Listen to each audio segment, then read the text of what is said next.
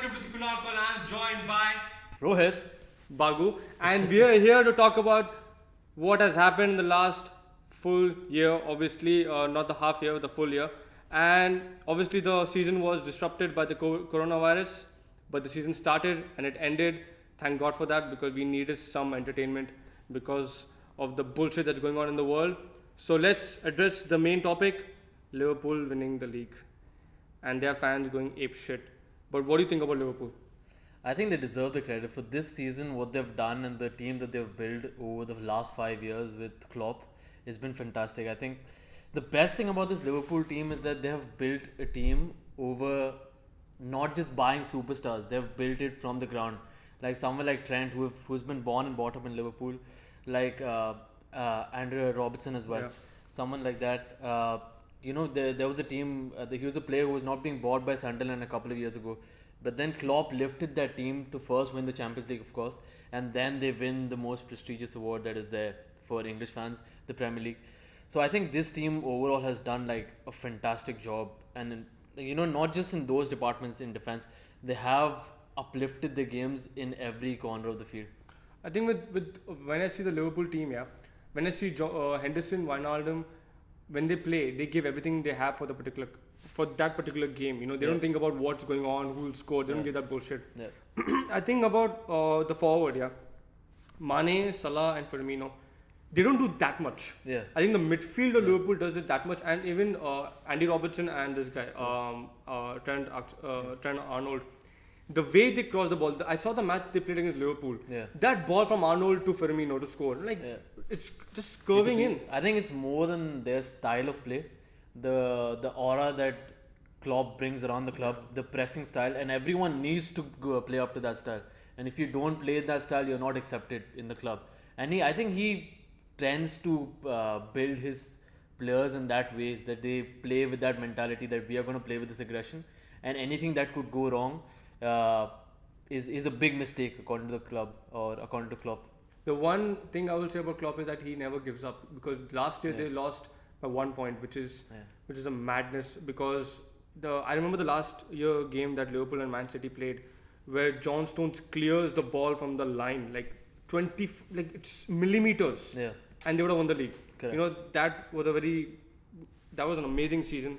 Because City just showed why they're champions, and they had company which really pushed them a lot and gave them that drive. We have to go and win this. We have to do it. But with Klopp this year, I believe that he just went and he just told, because when you lose by 1 point or by 2 points or how many points, but when you're second and you're so close, you get pissed off. Yeah.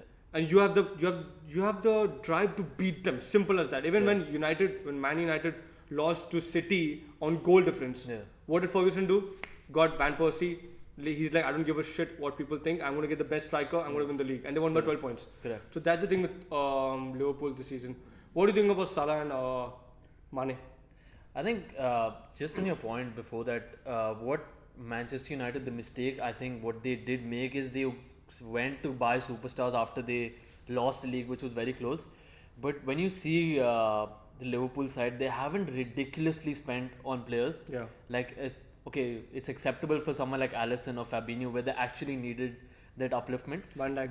Van Dijk, someone like that. But those players have been the best in their positions in the Premier League, and you can't argue with that. Like someone like Alisson who's come into the Premier League, I think he has a record. He hasn't lost a game at Anfield as well, and the last game he lost was with Roma. I think that's a ridiculous stat by itself.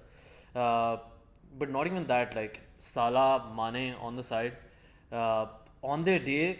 They are ridiculous. Like when they are at the top of the game, I think Mane is the most annoying player to mark for any defender because of his moments and stuff.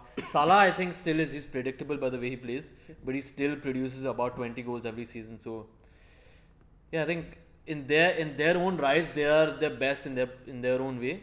But they have given the result that Liverpool have needed up top. And Firmino as well, I think. He's the underrated one out of those three. He also produces a lot of moments. Obviously, he doesn't have those goals up there with Mane and Salah. But I think he's also up there with those three because he's not a selfish striker, if I can call him that. He produces those goals that for Mane or a Salah because he creates that space that he needs for a winger. Yeah. So yeah, so we were talking about Liverpool before. So let's talk about Liverpool again in terms of like how they gave up the treble winning. Yeah. I think the idea with Liverpool was that they were unbelievable in the Premier League, but when they had the chance to win the treble, Yeah. I think the biggest chance any team ever had, Yeah. because they are so dominant on the ball, they score goals, they defend well, but when they gave up and they lost to Watford, they lost to that broke the unbeaten streak. They lost to Atletico Madrid in the Champions League. And they lost to Chelsea in the FA Cup. Yeah. What do you think about that? I think that comes down to two main things. The first thing is the squad depth. They don't have enough depth to rotate other players and get them in. That's why I said next season they need to get more players who can come in and make a difference. Not players like Origi or Shaqiri who just come in and they make a slight impact. Not those people who can control the game, who can run the game. Yeah. They didn't have that, so they couldn't do that like a United a couple of years ago, or maybe a City team who has depth, who the second team can come in and play the whole game. They don't have players like that. The second thing is their style of play, right? They can play across 38 games properly with that intensity that Klopp's need. They can only focus on one thing with that style of play that they have. They can't move it across a thing like FA Cup or maybe a Champions League, because the players are going to be so drained out, right? You have a one starting 11 that starts everything, your FA Cup, your Carabao Cup, or maybe your Champions League or Correct. Premier League. That entire squad starts everything. They're going to be drained out after a point. I think Klopp understands that now after 2 seasons, and that's why he's going out in the market, and that's why they've been linked by players like Thiago and stuff like that. So I think it's going to change over time, and that's where I think they missed it to be great like United or something like that. So I think probably that's where they missed their treble chance of winning everything in England. I think the second team of Liverpool is absolute shit. I think they don't have a second team. They only have the first team where these guys are superstars and they just keep playing properly. What I don't get with pundits and what I don't get with the Liverpool players, because and the fans, they were so arrogant when they were unbeaten. You should be confident that you're going to win the league in 30 years for the first time. Yes, you've been brilliant in the Premier League. But you can't underestimate FA Cup and Champions League. You can't do that. You can't compare yourself, or ex-players can't compare themselves to the United of 1999. They won 3 major trophies in one season. That's not easy. Agreed. And Ferguson had 4 strikers with him at that particular time. They had Dwight York, Andy Cole, Ole Gunnar, and Teddy Sheringham.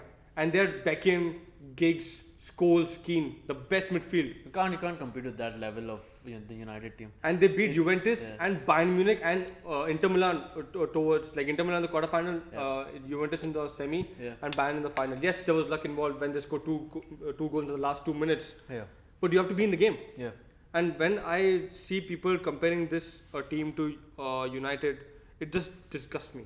It really does, because I don't care what Klopp has done. He shouldn't have given less importance to FA Cup and Champions League, because if he had given a proper focus on these 2 trophies, they could have been the best team probably this century maybe in the first 50 years, because winning a treble is not easy. Only one team has done it in English, like in BPL, which is Man United, and everyone wants to do that. They want to try for it, but you can't do that. Look at City. So let's go on City now. Probably Liverpool fans are gonna come at us for that. They're gonna probably be like, we have won the biggest league that is there. We have the best team that is there. I don't give a shit what Liverpool fans think, because I'm a Man United fan. It hurts me to say it, but Liverpool were better, but they really underestimated FA Cup and Champions League. Maybe they didn't give it that much importance.